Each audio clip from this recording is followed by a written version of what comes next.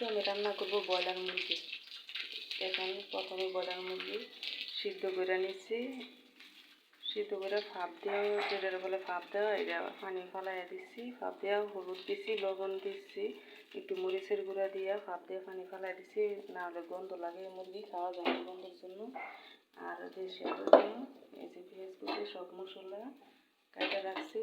এখন এগুলো বাইরে নিই।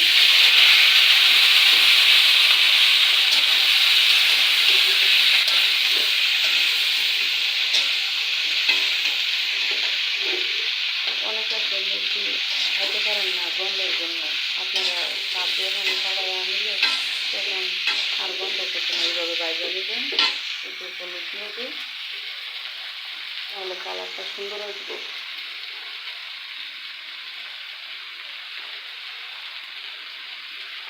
একটু পরিমাণে হলুদ দিয়ে নিচ্ছি।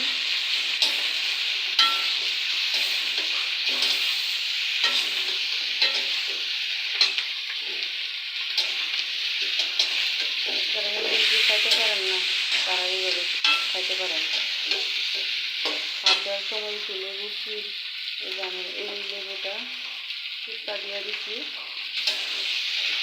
তারপর মুরগির মধ্যে কোনো সমস্যা থাকলে কাঁচা যাবে।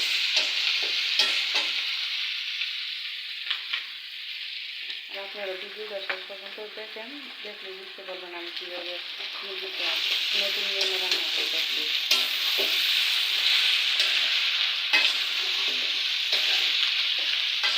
ভালো করে বাজলে মিশ্রটা স্বাদ বেড়ে যায়, গন্ধ টন্ধ করে না। এই জন্য আমি প্রথমে সবসময় সিদ্ধ করে ভাপ দিয়ে পানি ফালায় তারপরে এইভাবে ভাজি পরে মশলা কষায় তারপর রান্না করি।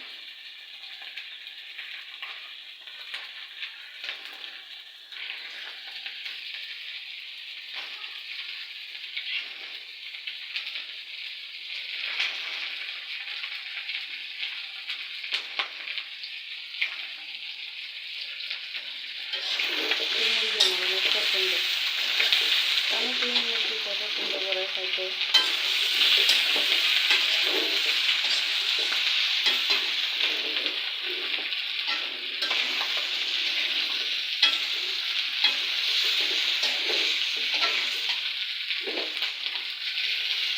যত বেশি বাজবেন মুরগির স্বাদটা এত বেশি বৃদ্ধি পাইবে।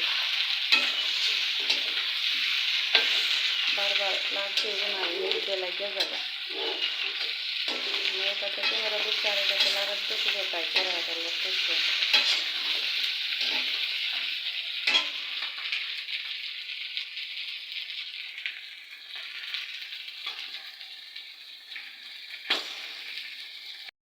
আমি আলু দিয়ে খাইতে পছন্দ করি মুরগির জন্য, এটা দেশি আলু দিয়ে দিলাম। আলুটাও ভাজা ভাজা হয়ে যাবে, এখন আলুটা মজা লাগবে। আলু ভাজা কিন্তু স্বাদ বেশি।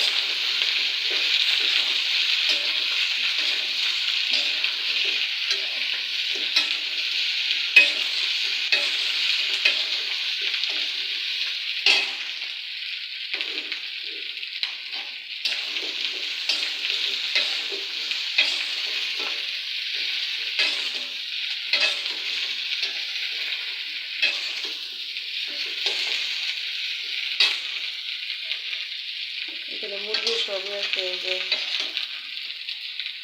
লেগ পিস আছে, পা আছে, কলিজ আছে, জিলা আছে, গুস্ত আছে। কার কোনটা পছন্দ কমেন্টে জানাই।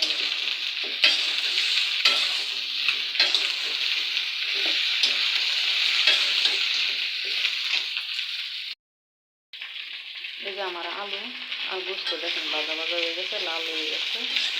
আরও লাল আপনি ইচ্ছে করলে আরও লাল করতে পারবেন। যেটা আমি প্রথমে সিদ্ধ করে নিচ্ছি, সেখানে গুস্তটা সিদ্ধ হয়ে গেছে, তা বেশি না করলেও সমস্যা নেই। আপনার ইচ্ছা করলে বেশি করতে পারেন, যত করবেন এতে স্বাদ হবে। আমার আলু ভাজা ভাজা হয়ে গেছে, গুস্ত ভাজা ভাজা হয়ে গেছে। এখন আমি এগুলো নিব। পেঁয়াজ কুচি দিয়ে দিলাম, তেজপাতা দিয়ে দিচ্ছি। তেজপাতা অনেকে বলবেন শুকায় না, এগুলো আমাদের গাছের তেজপাতা, শুকায় না, সাথে সাথে বাইরে না, সাথে সাথে দিই। রসুন বাটা,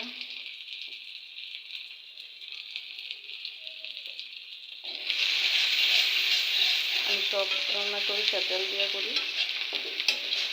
মুরগিও সরিষার তেল দিয়ে রান্না করতেছি। আপনার ইচ্ছা করলে সয়াবিন তেল দিয়ে কিন্তু তেল দিয়ে রান্না করতে পারেন। আমি স্বাস্থ্যসম্মত মনে করি সরিষার তেল, তাই সরিষার তেল খাই।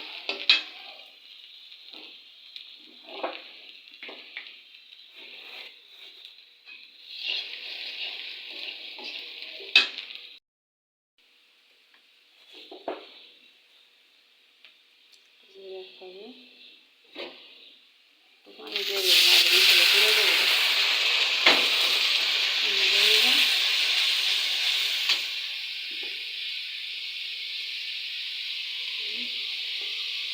মুরগির মধ্যে আদা কম দিলেই ভালো, বেশি দিলে খাইতে পারবেন না, গন্ধ লাগে।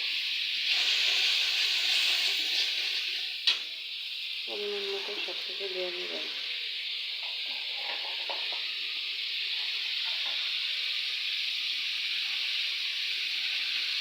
লবণ,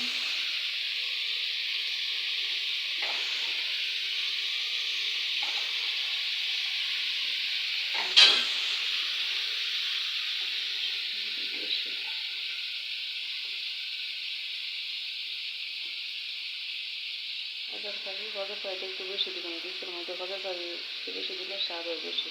আর যেটা ফার্মের মুরগি, তার মরিচটা একটু বেশি দেবেন।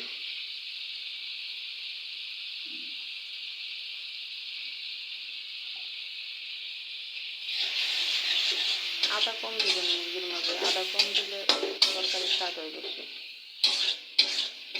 সরিষা তেল দিলাম, তেল কম দিয়ে আর যেহেতু মুরগিটা ভেজে রাখছি, তাই এখানে বেশি তেল ইউজ করছি না। আমি আগে আরেকটা ভিডিও করছি, কালকে আপলোড দিয়েছি সাদা পোলাও সরিষা তেল দিয়া, আপনারা এটা চাল দিয়ে দেখতে পারেন। নতুন নিয়মে রান্না করছি এখন, নর্মালভাবে যেভাবে গ্রামের মানুষ রান্না করে এইভাবে করছে, কোনো কিছু অ্যাড করি না।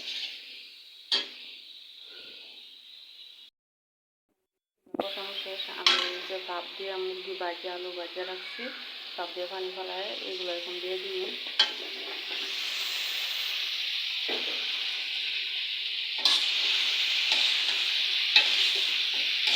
এখন অল্প পরিমাণে পানি দিয়ে ঢাকনা দিয়ে ডেকে রাখবেন।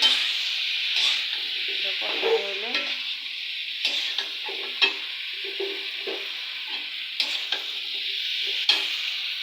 আমি একটু পানি দিয়ে দিতেছি।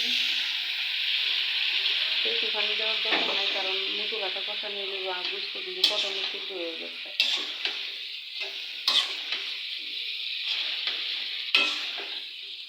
কষানো শেষে পরে আবার পানি দিয়ে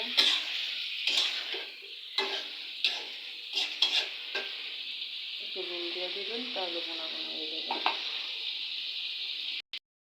এখানে বুঝতে কি রকম সুন্দর কালার হয়েছে, এখানে কিন্তু বাজা বাজা হয়ে যেতে দেখেন, মুরগি দেখছেন। এভাবে মুরগি রান্না করে খালি খাইতে ইচ্ছে, কোনো রকম গন্ধ নাই। সামনে মুরগি খাইতেছেন না দেশি মুরগি খাইতেছেন বুঝতে পারবেন না, আপনারা ট্রাই করে দেখতে পারেন।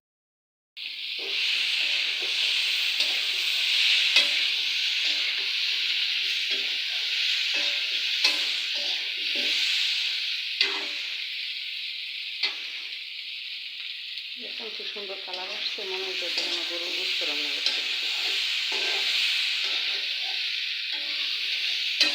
দিয়ে দেখেন একদম বাজা বাজা হয়ে গেছে। এখন অল্প পরিমাণে পানি দিয়ে নিয়ে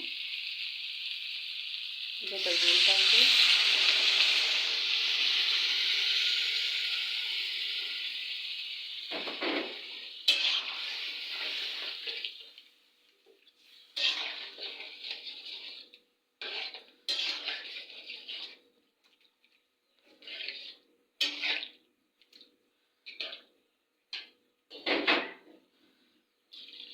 দিয়ে নিই, ভালো করে সিদ্ধ দিই।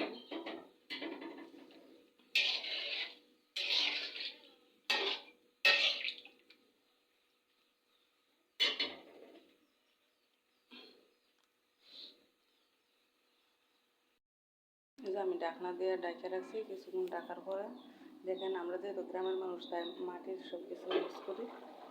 দেখেন বলক উঠছে,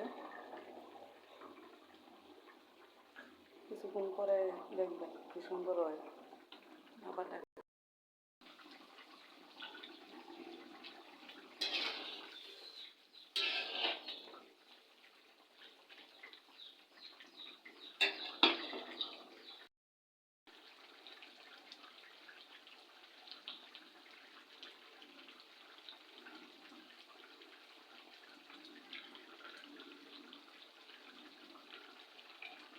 সুন্দর কালার হয়েছে না?